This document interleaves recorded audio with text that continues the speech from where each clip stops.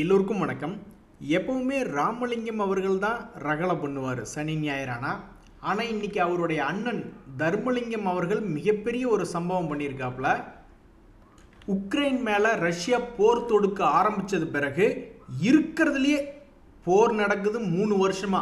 But இருக்கிறதுலையே மிகப்பெரிய ஒரு அட்டாக் அப்படின்றது நேற்று தான் நடந்திருக்கு. நம்ம ஊர் கணக்குக்கு இப்போ மத்தியானம் நடந்திருக்கு. ஸோ நடப்பதெல்லாம் நன்மைக்கே அப்படின்னு எடுத்துக்கிறதா, எது நடக்குதோ அது நல்லா தான் நடக்குது அப்படின்னு எடுத்துக்கிறதா என்ன அப்படின்றது தெரியல. ரொம்பவுமே மோசமான சூழ்நிலையில் நம்ம ஏப்ரல் மாதத்தில் இருந்தோம். அதுக்கப்புறம் மே ஜூன் அப்படின்னு முடியும் பொழுது மிகப்பெரிய ஒரு நல்ல அருமையான இடத்துக்கு வந்திருக்கோம். அப்போ வரக்கூடிய ஜூலை மாதம் எப்படி ஓப்பன் ஆகுன்னு நம்ம பார்த்து கொண்டு இருக்கக்கூடிய வேலையில் இப்படி ஒரு மிகப்பெரிய சம்பவம், இது வரைக்கும் நடக்காத ஒரு சம்பவம் அந்த போரில் அப்படின்றது இன்னைக்கு நடந்திருக்கு. அப்போ அமெரிக்கா உள்ளே இறங்கி இந்த சண்டனைக்கு இது தீர்த்து வைக்குமா அப்படின்ற மாதிரி நல்ல விதமாக எடுத்துக்கிறதா, அல்லது இவ்வளவு தூரம் உங்களுக்கு ரெக்கவரி பண்ணி கொடுத்துருக்கோம்ல அப்போ கொஞ்சம் இறங்கட்டும் அப்படின்ற மாதிரி முடிவு எடுக்கிறாங்களா அப்படின்றது எதுவுமே புரியல. பட் இப்போதைக்கு ஒவ்வொருத்தரும் அவங்களுடைய அக்கௌண்ட்டில் இந்த ட்ரேடர்ஸ் எல்லாம் என்ன பண்ணுவாங்க, பார்ஷியல் ப்ராஃபிட் புக்கிங் அல்லது ப்ராஃபிட் புக்கிங் அல்லது ட்ரெயிலிங் ஸ்டாப் லாஸ் அல்லது ஹெட்ஜிங் போன்ற சில விஷயங்கள்லாம் பண்ணுவாங்க. அதை அப்பப்போ யோசித்து பார்த்துக்கிறது நல்லது. நண்பர்களே, இந்த சமயத்தில் 4 முக்கியமான பங்குகள் அடுத்தடுத்த வாரங்களில் ஃபோக்கஸில் வந்திருக்கு. ஏன்னா அவங்க கொடுத்துருக்கக்கூடிய ஜென்ரல் அப்டேட்ஸ், ஏஜிஎம் நடக்கிறதோ ஆகட்டும் அல்லது அவங்க ஒரு மெமரண்டம் ஆஃப் அண்டர்ஸ்டாண்டிங் போட்டிருக்கிறதாகட்டும், அது போன்ற ஜென்ரல் அப்டேட்ஸ் மூலியமாக தற்போதைய நிலைமையில் இந்த ஹிந்துஸ்தான் காப்பர் அப்படின்ற பங்கு மிகவும் அபாரமாக 170 ரூபா ரேஞ்சிலிருந்து 270 ரூபா, ஒரு பங்குக்கு 100 ரூபாய்கள் அப்படின்றது 3 மாதத்தில் ஏறி வந்திருக்கான். மிகப்பெரிய ஒரு அச்சீவ்மெண்ட் அப்படின்றது. பட் இன்னுமே அவனுடைய பழைய ஹை என்பது எங்கே இருக்குன்னா 400 ரூபாய்களில் இருக்கு. எத்தனையோ பங்குகள், ஏன் நம்மளுடைய நிஃப்டி 50 இண்டெக்ஸ் கூட பழைய உச்சிக்கு வந்துவிட்ட நேரத்தில் இந்த ஹிந்துஸ்தான் காப்பர்னால இன்னும் அவ்வளோ தூரம் வர முடியல. ஸோ தற்போதைக்கு 2 days மூவிங் ஆவரேஜுக்கு மேலே மொமெண்டமாக இருக்கக்கூடிய இந்த ஹிந்துஸ்தான் காப்பர் அப்படின்ற பங்கு அடுத்தடுத்த வாரங்களில் ஃபோக்கஸ் அப்படின்ற நிலைமையில் இருக்குது. அதே மாதிரி தான் இந்த ஆரோ ஃபார்மா அப்படின்ற பங்கு, ஃபார்மா செக்டரில் இருக்கக்கூடிய இந்த பங்கு சமீபத்தில் ட்ரம்ப் அவர்கள் என்ன சொல்லுவாரோ ஏது செய்வாரோ அப்படின்னு தெரியாமல் இருக்கக்கூடிய இந்த நேரத்தில் ஒரு குறிப்பிட்ட லெவலுக்குள்ளேயே அவனுடைய லெவலில் ரொம்பவுமே பாதுகாப்பாக, ரொம்பவுமே அலர்ட்டாக இதுக்குள்ளே இருந்துக்கிட்டால் சேஃப்டி, எல்லாமே ஒரு முடிவுக்கு வரட்டும், எதாக இருந்தாலும் அப்புறம் பார்த்துக்கலான்னு ரொம்ப எச்சரிக்கையாக ஒரு சைட்வேஸ்குள்ளேயே ட்ரேட் ஆகிட்டு இருக்கக்கூடிய இந்த ஆரோ ஃபார்மா அப்படின்ற கம்பெனி தன்னுடைய லோ, இந்த சேனல் பேட்டர்னுடைய லோ பக்கத்தில் ட்ரேட் ஆகி கொண்டு இருக்கு. அப்போ அடுத்தடுத்த வாரங்களில் இவன் என்ன பண்ணுவான், தன்னுடைய ரெசிஸ்டன்ஸ் லைனை தாண்டுவானா அல்லது ரெசிஸ்டன்ஸை தொட்டுட்டு இன்னும் சற்று கீழே போய் 1000 ரேஞ்சுக்கு போவானா அப்படின்றது தெரியாமல் கரெக்டாக சென்டர் பாயிண்டில் இருக்குது. அடுத்து நம்ம பார்க்கக்கூடிய இந்த எம்என்டம் அப்படின்ற பங்கு மிக மிக ஒரு அற்புதமான வேலையை பண்ணியிருக்கு சமீபத்தில். இவங்களுடைய சேல்ஸ் அதிகமாக பண்ணி டாடா மோட்டர் பின்னுக்கு தள்ளி, ஈவன் ஹூண்டாய் பின்னுக்கு தள்ளி, ஈவன் டாப் கார் செல்லிங்கில் செகண்ட் பிளேஸுக்கு போயிருக்காப்புல.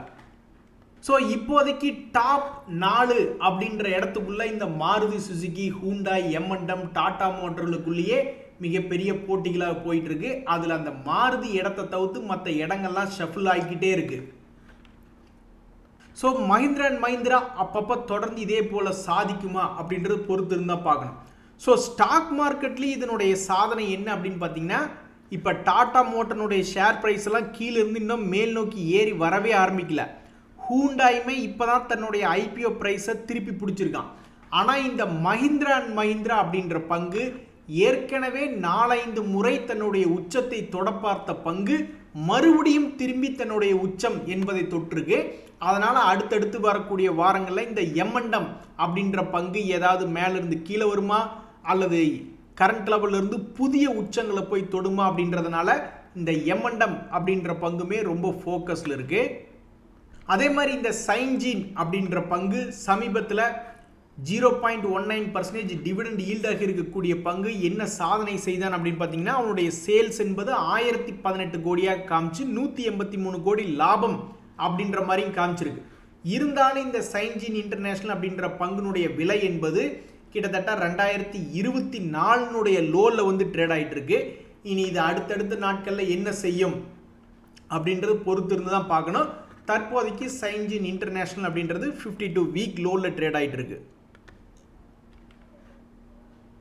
இது மட்டும் இல்லாமல் ஒவ்வொரு மாதம் ஒவ்வொரு ஷேர், அதாவது திடீர்னு கூமாப்பட்டின்னு ஒரு ஊர் ஃபோக்கஸில் வந்த மாதிரி ஷேர் மார்க்கெட்டில் திடீர்னு ஒவ்வொரு ஷேர்கள் ஃபோக்கஸில் வர மாதிரி மாதத்தினுடைய தொடக்கத்தில், இந்த ஜூன் மாதத்தினுடைய தொடக்கத்தில் இந்த CDSL அப்படின்ற பங்கு திடீர்னு மிகவும் அதிகமாக ஏறி ஒரு ஃபோக்கஸில் வந்தான்.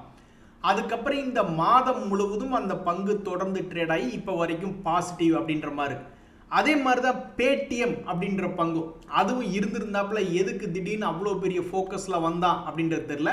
பட் இந்த மாதத்தினுடைய தொடக்கத்தில் மிகப்பெரிய ஒரு லாங் கேண்டில் அப்படின்றது போட்டுட்டு அதுக்கு மேலேயும் ஒரு தடவை கீழேயும் அங்கே ஒரு குத்து இங்கே ஒரு குத்துன்னு 2 பக்கமும் குத்தி வச்சிருக்கு.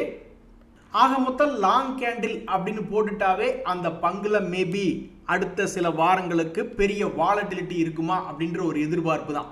அந்த வகையில் சமீபத்தில் லாங் கேண்டில் போட்ட சில பங்குகள் தற்போது அதனுடைய அடிவாரத்தில் வந்து விழுந்திருக்கு. ஒரு உதாரணத்துக்கு JK டயர் அப்படின்ற ஒரு பங்கு. அந்த பங்கு என்ன ஒரு காரணத்தினாலோ இந்த மாதம் சமீபத்தில் ஒரு மிகப்பெரிய லாங் கேண்டில் அப்படின்றது ஒரே நாளில், அது வரைக்கும் அவனுடைய லாங் கேண்டில் அவ்வளோ மார்க்கெட்டில் பெரிய இன்ட்ரெஸ்ட் அப்படின்றது வரல. அப்படி இன்ட்ரெஸ்ட் வந்த அடுத்த நாள்ல இருந்தே தொடர்ந்து சரிவடைந்து கொண்டே வந்துட்டு இருந்த பங்கு தற்போது அந்த லாங் கேண்டிலுடைய அடிவாரத்தில் இருக்கு. 2 days மூவிங் ஆவரேஜுக்கு மேலே இருக்கக்கூடிய இந்த பங்கு இனி அடுத்து வரக்கூடிய நாட்களில் தன்னுடைய பழைய ஹை, ஏன்னா பல பேர் பாவம் நம்பி இந்த பங்குகள் எடுத்திருப்பாங்க, அடடா லாங் கேண்டில் போட்டிருக்கானே அப்படின்ட்டு. அதுக்கப்புறம் பார்த்தா அவன் ஏறவே இல்லை. கடைசிக்கு இந்த லாங் கேண்டிலுடைய ஹை வந்தால் கூட எங்களுக்கு மகிழ்ச்சி, லாக் ரிலீஸ் ஆகுமே அப்படின்னு பல ட்ரேடர்கள் பார்த்துட்டு இருக்காங்க. அது மட்டும் இல்லை, இன்னும் 2 பங்குகள், நியூஜென் ஒன்று, கொச்சின் ஷிப்யார்டு ஒன்று. இந்த 2 பங்குகளுடைய மைண்ட் வாய்ஸ் என்னன்னா, எத்தனை ரவுண்டு தான் உங்களுக்கு விளையாட்டுக்கு கூட்டிகிட்டு போகிறது அப்படின்ற மாதிரி. இந்த நியூஜென் சமீபத்தில் அந்த கேண்டிலுடைய லோவில் வந்து விழுந்துட்டு அப்புறம் ஒரு 8% பக்கம் ஏறினா, மறுபடியும் ஒரு முறை கீழே விழுந்துட்டு மறுபடியும் ஒரு 8% அப்படின்ற மாதிரி ஏறிட்டு இப்போ 3வது தடவையாக மறுபடியும் அதே லோவில் வந்து விழுந்திருக்கா. இனி என்ன செய்வான் அப்படின்றது தெரியல. அதே மாதிரி தான் இந்த கொச்சின் ஷிப்யார்டு அப்படின்ற பங்குமே, நானும் ஏற்கனவே ஒரு ரவுண்டு போயிட்டு வந்துட்டேன், மறுபடியும் இப்போ என்ன பண்ணுறதுன்னு தெரியாமல் அந்த கேண்டிலினுடைய லோவில் இருக்கேன் அப்படின்ற மாதிரி. அடுத்தடுத்து வரக்கூடிய நாட்களில் இந்த மாதிரி லாங் கேண்டில் போட்ட கம்பெனிகள் சிலது ஃபோக்கஸில் இருக்குது. நண்பர்கள், இந்த சமயத்தில் டிக்சன் அப்படின்ற ஒரு கம்பெனி, இது சமீபத்தில் வந்து கீழே விழுகிற மாதிரி பெருசாக கீழ் நோக்கி விழுகிற மாதிரி ஒரு பெரிய ரெட் கேண்டில் அப்படின்றது போட்டிருந்தாங்க. அதுக்கப்புறம் பார்த்தீங்கன்னா அந்த பங்கு தொடர்ந்து வீழ்ச்சி அடைஞ்சிக்கிட்டே வந்தது.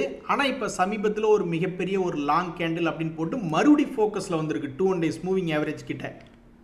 இனி இந்த பங்கு எங்கிருந்து கீழே விழுந்தானோ அந்த இடத்த கீது போய் தொடர மாதிரி போக போகுதா? ஏன்னா டிக்சன் அப்படின்ற பங்கு ரொம்பவுமே வாலட்டிலிட்டியான பங்கு. ஸோ அப்படி வாலட்டிலிட்டியாக இருக்கக்கூடிய பங்கு மிக முக்கியமான 2 days மூவிங் ஆவரேஜில் வந்து விழுந்திருக்கா. இனி அடுத்து இவன் என்ன செய்ய காத்திருக்கானோ அப்படின்றது தெரியாமல் ட்ரேடர்கள் பார்த்துட்டு இருக்காங்க. இப்போ சமீபத்தில் பாதி தூரம் வந்துட்டு மறுபடி திரும்பி ஏறிய பங்குகள், அதாவது முதுசாக கீழே விழுந்துட்டு ஏறி இருந்தாக்க நல்ல பெரிய லாபம். ஆனால் பாதி தூரத்திலே திரும்பின பங்குகள் அப்படின்னா இந்த ஹிமாத்ரி ஸ்பெஷாலிட்டி அப்படின்ற ஒரு பங்கு, இதுக்கு முன்னாடி மிகவும் அருமையாக ஒரு குறிப்பிட்ட லெவல்லேருந்து பல முறை லாபம் அப்படின்றது பண்ணி கொடுத்துட்டு திடீர்னு இந்த முறை என்ன பண்ணிட்டானாக்கா, நிறைய பேர் ஆவலோட காத்துக்கிட்டு இருந்திருப்பாங்க. சரி ஓகே, இந்த பங்கு இந்த இடத்துல ஒரு 400 ரூபா ரேஞ்சில் வந்து விழுந்துச்சுனாக்கா மறுபடி தன்னுடைய ஹையை திரும்பி போவானே அப்படின்னு பல பேர் காத்துக்கிட்டு இருந்தாங்க. ஆனால் அவன் அந்த இடத்துல வராமல் பாதியிலேயே திரும்பி ஒரு ஆப்பர்ச்சுனிட்டியை கெடுத்து விட்ட பங்காக இந்த HSCL அப்படின்ற பங்கு இருந்திருக்கு. இந்த பங்கினுடைய டிவிடெண்ட் ஈல்டு என்பது 0.12, அதே சமயம் கடன் இல்லாத ஒரு பங்காக இருக்கு. அதே மாதிரி சமீபத்தினுடைய ரிசல்ட்டில் அதிகமான லாபம் அப்படின்னு செஞ்சிருக்கக்கூடிய ஒரு பங்கு தான். ஆனால் இந்த பங்குக்கு இப்போ வரைக்கும் ஒன்றும் பெருசாக மரியாதை என்பது இல்லை. ஒரு வாலட்டிலிட்டி, எல்லா ஸ்டாக்குக்கும் எப்போவுமே ஏறி இறங்குவான், அது ஒரு வாலட்டிலிட்டி. ஆனால் இவன் செஞ்சிருக்கக்கூடிய ரிசல்ட்டுக்கு இதுவரைக்கும் இன்னும் இந்த ஸ்டாக் மார்க்கெட் என்பது மாலை மரியாதை போடல. ஒரு குறிப்பிட்ட சைட்வேஸ் பேட்டர்னுக்குள்ளேயே ட்ரேட் ஆகிட்டு இருக்கான். என்னைக்கு இவனுக்கு மாலை மரியாதை வரும் அப்படின்றது தெரியல. பட் தற்போதைக்கு இவன் வந்து தன்னுடைய ப்ராஃபிட் ஏர்னிங்ஸ் க்ரோத் வந்து காமிச்சிருந்தாலுமே இவனுக்கு இப்போ வரைக்கும் ஒரு மரியாதை கிடைக்கல. என்ன செக்டரில் இருக்குது அப்படின்னா, இது ரொம்பவுமே டிஃப்ரெண்ட்டான sector, manufacturing of carbon materials and chemicals அப்படின்ற செக்டரில் இருக்குது. நண்பர்களே, இந்த ஷிப்பிங் கார்பரேஷன் ஆஃப் இந்தியா அப்படின்ற ஒரு பங்கு, அது ரொம்ப நாள் பெருசாக மூவ்மெண்ட் இல்லாமல் என்ன ஒரு காரணத்தினாலேயோ 10 நாளைக்கு முன்னாடி இந்த 2 days மூவிங் ஆவரேஜ் கிட்ட ஒரு மிகப்பெரிய ஒரு கேண்டில் அப்படின்றது ஒரு இன்ட்ரெஸ்ட், மார்க்கெட்டில் இன்ட்ரெஸ்ட் அப்படின்றது ஒன்று வந்துட்டு அதுக்கப்புறம் ஒரு 15 நாளாகவே ஒரு குறிப்பிட்ட பீரியடுக்குள்ளேயே இருக்குது. இது என்னைக்கு நல்லாகும் அப்படின்னு தெரியாமல் பார்த்துக்கிட்டு இருக்காங்க. தற்போதைக்கு இந்த பங்கு 120 ரூபா ரேஞ்சிலிருந்து 220 ரூபா வரைக்கும் வந்திருக்கு. இனி இது கரெக்டாக சென்டர் பாயிண்டில் இருக்கிறதுனால மேலே 350 அல்லது கீழே மறுபடி 125 அப்படின்ற அளவுக்கு தெரியாமல் இருக்குது. ஸோ இப்படி ஸ்டாக் மார்க்கெட்டில் பல ஷேர்களும் நம்மளுக்கு ஒரு மாதிரி பயத்தை கொடுத்துக்கிட்டு இருக்கும்போது இந்த ரஷ்யா இருக்கிறதுல மிகப்பெரிய ஒரு தாக்குதலை இன்னைக்கு நடத்தியிருக்காங்க. இனி நாளைக்கு நம்ம மார்க்கெட் என்னன்னு தெரியல. ஏற்கனவே ட்ரம்ப் அவர்கள் சொல்லிட்டார், அவங்க வேணா ஏதோ சின்ன பசங்க மாதிரி சண்டை போட்டுக்கிட்டு கிடக்கட்டும்பா, நான் எவ்வளோ முயற்சி சொல்லி பார்த்தேன், அவங்க சண்டை நிறுத்துற மாதிரி தெரில, 2 பேரும் சண்டை போட்டுக்கிட்டு கிடக்குன்னு ஏற்கனவே ஒரு இடம் மனசு விட்டுட்டாப்புல. இந்த தடவை என்ன பண்ண போறாருன்னு தெரியல. நண்பர்களே, எந்த ஒரு தகவலும் ஒரு முறைக்கு 2 முறை செக் பண்ணி பாருங்க. ஸ்டாக் மார்க்கெட்டில் இந்த விஷ்ணு பிரகாஷ் ஆர் புங்காலியா அப்படின்ற பங்கு வந்து ஐபிஓவாக வந்த பொழுது மிகவும் ஒரு பிரபலமான பங்காக காமிச்சுக்கிட்டு இருந்தாங்க. கிட்டத்தட்ட 140 ரூபாயிலிருந்து ஒரு முறை 320 ரூபாயெல்லாம் போன பங்கு தான் இந்த விஷ்ணு பிரகாஷ் ஆர் புங்லியா அப்படின்ற பங்கு. இந்த பங்கு பார்க்கும்போது ஏர்னிங்ஸ் பெர் ஷேர் பார்க்குறவங்க என்ன நினைப்பாங்க, போன குவார்ட்டரில் ஒரு ஷேருக்கு இது 30 பைசா தான் சம்பாரிச்சு கொடுத்துருக்கு. ஆனால் இப்போ வந்திருக்கக்கூடிய மார்ச் ரிசல்ட்டில் ₹1.30 கொடுத்துருக்கு. அப்போ இந்த பங்கு ஏறுமா அப்படின்ற மாதிரிலாம் யோசிச்சு பார்ப்பாங்க. ஏர்னிங்ஸ் பர் ஷேர் அப்படின்றத பார்த்து ஃபாலோ பண்ணுறவங்க அப்போ போன குவார்ட்டருக்கு இந்த குவார்ட்டருக்கு இம்ப்ரூவ் பண்ணியிருக்கானே அப்படின்ற மாதிரி யோசிச்சு பார்ப்பாங்க. ஆனால் இங்கே தான் நீங்கள் ஒரு த்ரில்லிங்கான பாயிண்ட், எப்போவுமே ஒரு பக்கம் மட்டும் டேட்டா என்பது பார்க்கக்கூடாது. இது வந்து ஒரு நஷ்டமடையாத இப்போ வரைக்கும் இது நஷ்டமடையிலன்னு வச்சிங்களேன். 10 கோடியிலேருந்து ஆரம்பித்து இப்போ 100 கோடி 50 கோடின்னு லாபம் பண்ணிக்கிட்டு இருக்காங்கன்னு வச்சுங்க, நஷ்டமடையில. பட் இருந்தாலும் இந்த பங்குனுடைய ஃபுல் இயர் முழு ஆண்டு ரிசல்ட் அப்படின்றத எடுத்து பார்த்தீங்கன்னா ஒரு ஷேருக்கு போன வருஷம் ₹9.80 சம்பாரிச்சு கொடுத்துட்டவங்க இப்போ ₹4.70 ஒரு குவார்ட்டர் மட்டும் பார்க்குறத விட இந்த மாதிரி ஒன்றா ட்ரெயிலிங் 12 months அல்லது ஃபுல் இயர் டேட்டா வந்ததுக்கப்புறம் ஃபுல் இயருக்கு என்ன பண்ணா அப்படின்ற போது பார்க்கும் பொழுது ஆனால் நம்மளுக்கு நிறைய பேர் நினச்சிக்கிட்டு இருப்பாங்க, ஏர்னிங்ஸ் பர் ஷேர் கணக்குப்படி போன குவார்ட்டரை விட இந்த குவார்ட்டரில் அதிகமாக பண்ணியிருந்தா அப்போ ஏற வேண்டியதானே அப்படின்ற மாதிரி நினைப்பாங்க. ஆனால் ஃபுல் இயர் டேட்டா அப்படின்றத எடுத்து பார்க்கும் பொழுது அங்கே தகவல்கள் வந்து குறைவாக தெரியுது. போன வருஷம் 10 ரூபா சம்பாரிச்சு கொடுத்தவன் இந்த வருஷம் ஒரு ஷேருக்கு 5 ரூபா தான் சம்பாரிச்சு தரான்னா அப்போ அந்த ப்ரைஸ் கீழே இருக்கிறது நியாயம் தானே, அப்போ உடனே ஏறுமா அப்படின்லாம் எதிர்பார்க்க முடியாது தானே அப்படின்ற மாதிரி தான் சில பேர் முடிவு கூறுவாங்க. ஸோ எதுக்கு நான் சொல்ல வரேன்னா, இங்கே ஒரு தகவல் இருக்கும், அங்கே ஒரு தகவல் இருக்கும். ஸோ காலாண்டில் பார்க்குற மாதிரி இருந்துட்டு முழு ஆண்டு பார்க்காம விட்டுட்டா அங்கே வேறு தகவலாக இருக்கும். அப்புறம் நீங்கள் நினைக்கிறதுக்கு மனசில் ஒன்று நினச்சிருப்பீங்க, ஏறும் அல்லது இறங்கும்னு ஏதோ ஒன்று நினச்சிருப்பீங்க. ஆனால் மார்க்கெட்டில் மாறி நடக்கும்போது என்னடா தகவல் இப்படி மாறி இருக்கே அப்படின்னு நீங்கள் நினச்சிட்டு இருப்பீங்க. தப்பு. நீங்கள் தான் 2 பக்கமே போய் பார்த்துருக்கணும். குவார்ட்டர்லியும் ஒரு தகவல் பார்க்கணும், ட்ரெயிலிங் 12 months அல்லது முழு ஆண்டு முடிவோ அதையும் தான் செக் பண்ணி பார்க்கணும். அத்தனையும் செக் பண்ணி பார்த்துட்டு தான் 10 பங்கு 15 பங்கை செக் பண்ணுறக்கு எடுத்துக்கிட்டு அதில் ஏதாவது ஒரு 2-3 வந்து தேர்ந்தெடுத்தா தாக்க அது ஒரு நல்ல குவாலிஃபைடு அப்படின்னு அர்த்தம். இப்போ உங்களை எல்லாம் இன்டர்வியூவில் சூஸ் பண்ணுறதுன்னா அப்படி தானே பண்ணுறாங்க. 19 பேர்த்த இன்டர்வியூ எடுத்துகிட்டு அப்புறம் நல்ல ஆளுகளாக தானே செலக்ட் பண்ணுறாங்க. அந்த மாதிரி தான் ஒரு 10-15 எடுத்து கையில் வச்சு செக் பண்ணி பார்த்துட்டு அதில் ஏதாவது ஒரு 2-3 தான் என்னன்றது பார்க்கணும். நன்றி, வணக்கம்.